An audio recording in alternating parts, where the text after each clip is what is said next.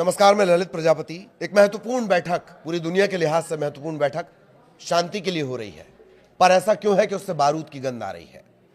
वो मनोवैज्ञानिक दबाव डाले जाने की कोशिश क्यों हो रही है?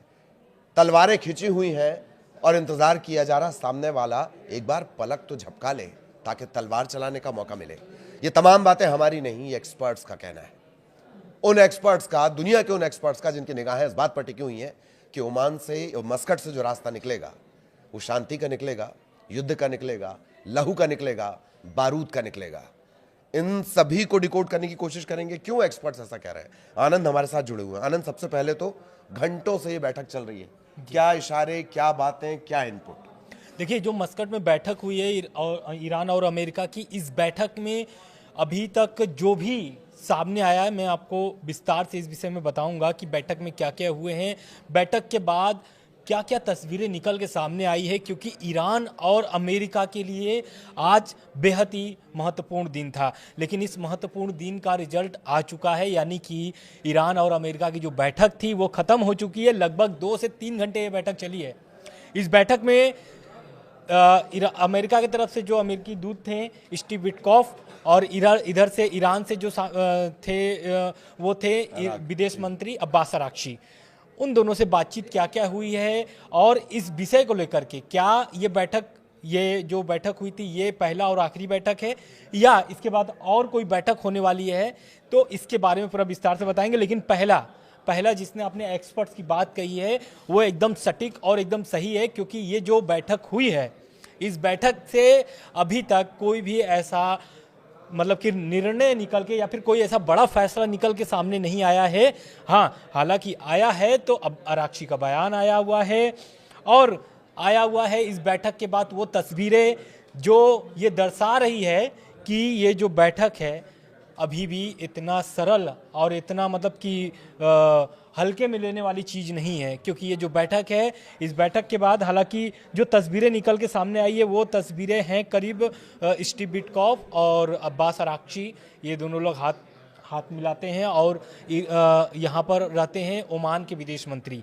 वो तीनों लोगों का हाथ मिलाते हुए का एक फ़ोटो भी सामने आता है, विजुअल्स भी आते हैं, इसके वीडियो भी सामने आते हैं।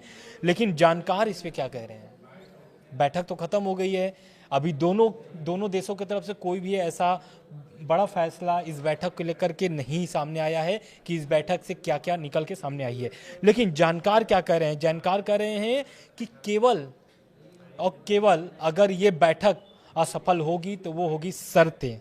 जी बिल्कुल, शर्तें जो कि कोई मानने को तैयार नहीं है। कहा जा रहा है कि आप अपने मिसाइल बेस को सीमित करिए, आप उस प्रोग्राम को कम करिए, डाउन करिए, ईरान कह रहा। जब ये कहा जा रहा है कि आप अपने बेस को कम करिए, वो अपनी खुर्रम शहर का प्रदर्शन शुरू कर दे रहा है। जब उससे कहा जा रहा है कि आप परमाणु कार्यक्रम को सीमित करिए, वो एक नया वीडियो मिसाइल सिटी का जारी कर दे रहा है। जब उससे कहा जा रहा है कि परमाणु कार्यक्रम आप हथियार के लिए इस्तेमाल ना करिए, वो कह रहा है हम तो न्यूक्लियर एनर्जी की बात करेंगे। तो बयान तो शुरुआत से ही इस तरह के आ रहे हैं।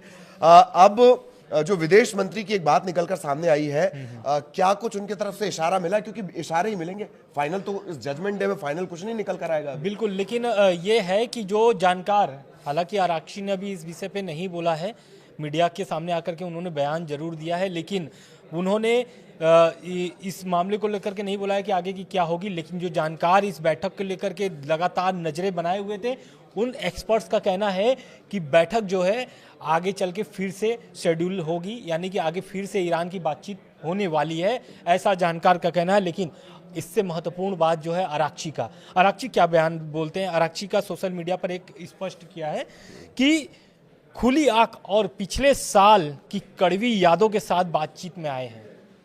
मतलब ये बैठक जो उन्होंने किया है, कड़वी बात इसलिए क्योंकि जिस तरीके से ट्रंप लगातार धमकी दे रहे हैं और अरब सागर में अपने B-2 बॉम्बर्स और ये USS अब्राहम लिंकन तैनात किए हुए हैं। हालांकि B-2 बॉम्बर्स आपके इस साइट में हैं, लेकिन जो ये इस तरीके का दबाव और पिछली साल की कड़वी यादें, मतलब कि जो 12 दिन का युद्ध हुआ था ना, 12 दिनों का जून में, उसको वो ये बात बोल रहे हैं आराक्ची कि उनके देश पर जिस तरीके से हमला हुआ, यानी कि ईरान पर 12 दिन तक हमले चले, इजराइल और अमेरिका ताबड़तोड़ वहाँ पर एक तरीके से बमबारी किया, लेकिन उस सब बातों को उन्होंने समेट कर इस मामले को लेकर के बोला, लेकिन उन्होंने ये भी बोल दिया है आगे कि केवल और केवल हम परमाणु मुद्दे और प्रतिबंधों को हटाने की बातचीत नहीं करना चाहते हैं।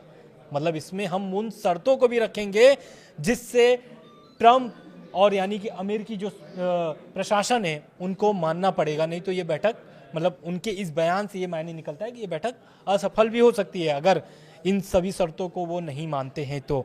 और वाशिंगटन पोस्ट का क्या कहना है, या फिर वाशिंगटन से जो व्हाइट हाउस से निकल के बातें सामने आ रही है, ये भी हम आगे बताएंगे। लेकिन आराक्ची ने एक बात और कह दी है कि परमाणु मुद्दे के साथ साथ ईरान के बैलिस्टिक मिसाइल प्रोग्राम और क्षेत्रीय गुटों को मिलने वाले मदद पर भी चर्चा चाहते हैं वो।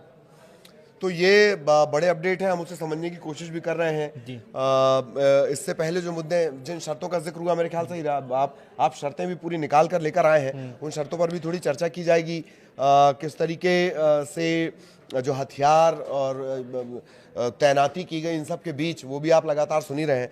एक अपडेट इस वक्त लेकिन जो आ रहा है वो आपको जानना चाहिए, और ये अपडेट है जो ओमान के फॉरेन मिनिस्टर हैं बद्र अब्दुल ज़ैदी, उनका कहना है country meditate very serious talks between Iran and the US today. हमने उसकी मध्यस्थता की है जो बहुत बहुत ज़रूरी बातचीत थी। It was useful to clarify both Iranian and American thinking and identify areas of possible progress. कम से कम उन मुद्दों पर तो बात कर लो भैया जहां पे मिनिमम बातचीत हो सकती है, जहां विवाद की कोई बात ना बने। मिसाइल छोड़ो, परमाणु हथियार छोड़ो, लेट्स टॉक फर्स्ट। ये जो कोशिश है ओमान की है। We aim to reconvene in due course with results to be considered carefully in Tehran and Washington. हम बचे हुए मुद्दों को बहुत बारीकी से, बेहतर तरीके से रखने और आगे बढ़ाने की कोशिश कर रहे हैं ताकि तेहरान और वाशिंगटन कम से कम बातचीत के मुद्दे पर आगे तो बढ़े। बिल्कुल। और बिल्कुल। क्या कुछ डिटेल आनंद? इसके साथ एक और है, ओमान जिस तरीके से मध्यस्थता की है इस बैठक की, लगभग 2-3 घंटे ये बैठक चली है, लेकिन मीडिया रिपोर्ट्स के मुताबिक ओमान के जो विदेश मंत्री है उनके जरिए दोनों पक्षों ने अपनी गुप्त शर्तों और समझौतों का कच्चा और चिट्ठा, एक तरीके से हम बोल सकते हैं कि दोनों ने एक दूसरे को थमा दिया है। लेकिन अभी भी सस्पेंस बना हुआ है क्योंकि आराक्ची का बयान और ईरान की जो शर्तें हैं उसमें ये सारे कुछ इस चिट्ठी में लिखा हुआ है। लेकिन क्या ये कच्चा चिट्ठा से वो रास्ता निकल सकता है जो ईरान चाहता है? ये सबसे महत्वपूर्ण बात है, क्योंकि ईरान और जो अमेरिका है वो नहीं चाहते हैं कि हमला हो। एक दबाव, प्रेशर है जरूर दोनों देशों के ऊपर, क्योंकि जैसा कि आपने पहले कोट किया, एक एक्सपर्ट का वो बयान है, तो वो एक्सपर्ट्स ने साफ बोल दिया है कि ये एक मनोवैज्ञानिक युद्ध है। मनोवैज्ञानिक युद्ध इसलिए है क्योंकि जिस तरीके से ट्रंप बयान दे रहे हैं और अपने फोर्सेस उतार दिए हैं, और इधर ईरान जो है, ईरान भी लगातार बयान दे रहा है अमेरिका के खिलाफ और मिसाइलें तैनात कर रहा है, तो इन दोनों तरफ से मनोवैज्ञानिक युद्ध तो शुरू हो चुके हैं, ये स्पष्ट हो चुका है। लेकिन इस हमले के लिए एक दूसरे का इंतजार कर रहे हैं कि कब एक पलक झपके और वॉर शुरू हो जाए। लेकिन आराक्ची अब वहाँ से निकल चुके हैं होटल के लिए अपने, और इधर स्टीव विटकॉफ भी निकल चुके हैं। इसके बाद भी एक और बड़ा बयान आता है, वो आता है कि जो ओमान के विदेश मंत्री हैं, मीडिया रिपोर्ट्स के मुताबिक, कि वो चाहते हैं कि ओमान जब मध्यस्थता अगर कर रहा है तो ओमान के मध्यस्थता में ये बैठक जो हो सफल हो जाए, और ओमान उसमें इस मामले को लेकर के बहुत ही मतलब बारीकी नज़र रखना चाहता है, और चाहता है कि जो अगली बैठक हो, क्योंकि ये जो बैठक हुई अभी इसका फैसला नहीं हुआ है,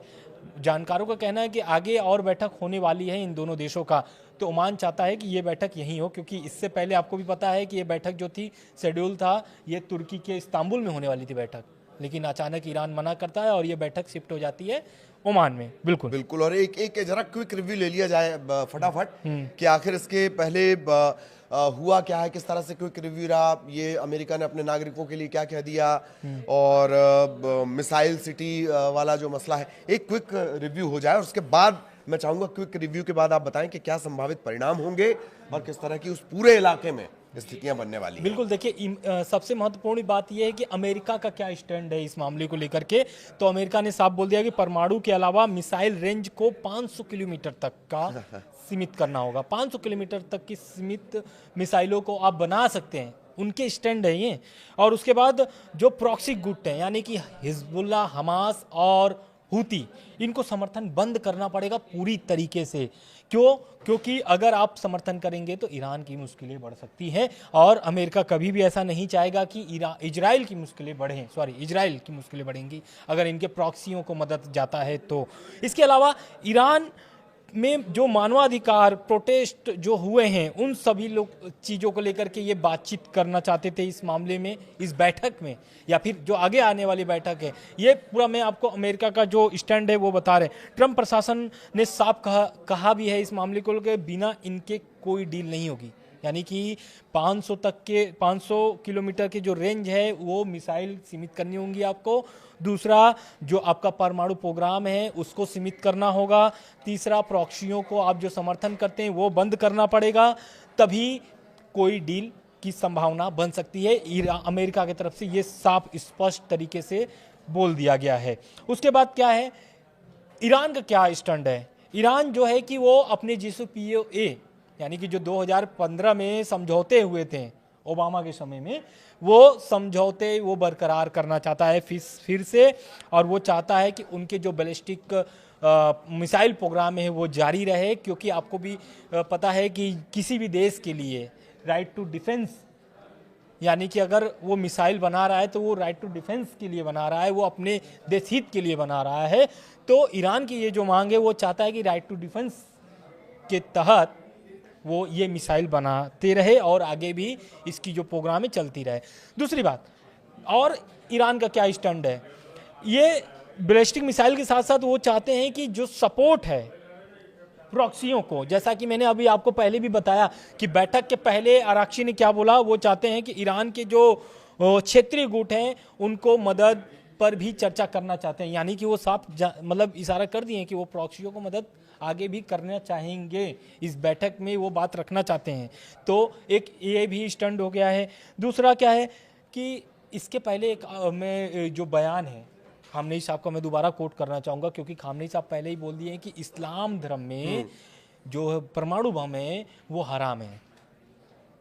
यानी कि ईरान साफ बोलता है कि हम परमाणु बम नहीं बनाएंगे। लेकिन IAEA का जो अंतर्राष्ट्रीय परमाणु ऊर्जा एजेंसी है वो क्या कह रहा है? वो कह रहा है कि उनके पास इतने न्यूक्लियर जमा हो चुके हैं, इतने जुटा लिए हैं वो, कि 6 परमाणु बम बनाने में उनको कोई समस्या नहीं होगी।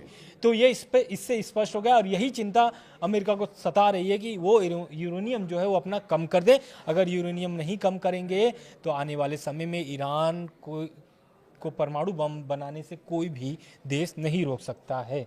बिल्कुल। तो ये कुल जमा पूरी बातचीत हुई। अगर कोई पॉइंट आनंद बच रहा हो तो उसे भी आप क्लियर कर सकते हैं। एक पॉइंट बच रहा है, वो है इजराइल। अभी तक इस मामले को लेकर के जो 2-3 घंटे बैठक हुई है, स्टीव विटकॉफ थे और विदेश मंत्री अब्बास अराक्ची, ये दोनों लोगों की लगभग 2-3 घंटे बैठक चलती है। लेकिन इस बैठक के ख़त्म होने के बाद अभी तक इजराइल की कोई प्रतिक्रिया नहीं आई है। इजराइल तो चाहता ही है कि जो ईरान है उनके ऊपर इतना दबाव बनाया जाए, या फिर इस तरीके से रणनीति बनाया जाए कि ईरान जो है अपने में उलझ कर रह जाए। और इजराइल भी अपने हित के बारे में ये बात कर रहा है, क्योंकि इजराइल ईरान अगर परमाणु बम शक्ति बन जाता है हाँ। तो कहीं ना कहीं इजराइल के लिए बहुत बड़ा खतरा है, और इजराइल ये कभी भी पचा नहीं सकता इस बात को। बिल्कुल। एक चीज मेरे पास भी है, एक एंगल है, हालांकि वो डायरेक्ट इस बैठक से नहीं जुड़ता, पर इस बैठक से जुड़ा हुआ है। इस तरह के दावे किए जा रहे हैं पाकिस्तान की तरफ से, इस तरह के दावे किए जा रहे हैं कि भैया उन्हें भी न्योता मिला है, ईरान और अमेरिका के जो रिप्रेजेंटेटिव्स आपस में मिल रहे हैं उनके बीच शामिल होने का मौका मिला है। हालांकि जिस तरह की बातें ट्रंप करते हैं और जिस तरह के हालात पाकिस्तान के हैं, ये वैसा ही लगता है बेगानी शादी में अब्दुल्ला दीवाना। या कभी कभी होता है कि ये रूप धर के वो रूप धर के किसी शादी में चले जाएं, पेट भर के चले आए, तो उस तरह की बातें भी नज़र आती हैं। बट इस तरह की जानकारी वहाँ की मीडिया, वहाँ के मंत्रियों के हवाले से जानकारी दे रही है कि भैया उन्हें भी कहा गया है। हालांकि इस बैठक में आप सही करें, इस बैठक में तुर्की, कतर और आपके इधर UAE, ये सभी देश भी जो थे, सऊदी अरब, ये सभी देश भी चाह रहे थे कि वो मध्यस्थता करें इस मामले को लेकर के। यही कारण है कि जो अमेरिका के जो अटैक करने वाली बात थी कि ईरान पर अमेरिका अटैक करेगा, तो कहीं ना कहीं इन देशों के दबाव से अटैक ईरान पर नहीं हुआ है, ऐसी खबरें निकल के सामने आ रही है। लेकिन ये लोग चाहते थे कि मध्यस्थता करे, हालांकि ये मौका ओमान को मिल गया है ये मध्यस्थता की, लेकिन इस मामले को लेकर के ट्रंप का भी बयान था कि ट्रंप नहीं चाहते थे कि वहाँ के जो क्षेत्र, मतलब कि जो मिडिल ईस्ट के जो देश हैं, ईरान और अमेरिका की बातचीत में कोई भी बीच में आए। वो हालांकि ओमान है इस मामले को लेकर के, लेकिन ट्रंप का ये बयान निकल के आया था। वहीं ईरान भी चाहता था कि इस्तांबुल में बैठक ना हो, तुर्की में बैठक ना हो, ये बैठक अगर हो तो ओमान में हो, जैसा कि जून के पहले भी बैठक हुई थी। ये लगभग 9 महीने बाद दोबारा बैठक हुई है, 2 से 3 घंटे की। और इस बैठक का रिजल्ट आगे चल के क्या निकलने वाला है, हो सकता है कि अभी 1-2 घंटे में स्पष्ट हो जाएगी इस बैठक में क्या क्या हुए हैं। बिल्कुल, तो वहीं से इस चैप्टर को क्लोज करेंगे कि शांति की कोशिश हो रही है, बारूद की गंध आ रही है। दो काइंड ऑफ दुश्मन एक दूसरे के तलवारें खींचकर एक दूसरे के पलक झपकने का इंतजार कर रहे हैं। सबको उम्मीद है, मानवीय सभ्यता को चाहने वाले हर किसी को उम्मीद है कि ये एक्सपर्ट कमेंट गलत हो और शांति की कोशिश बहाल हो, क्योंकि मिडिल ईस्ट पर असर, पूरी दुनिया पर इसका असर जाएगा। नमस्कार।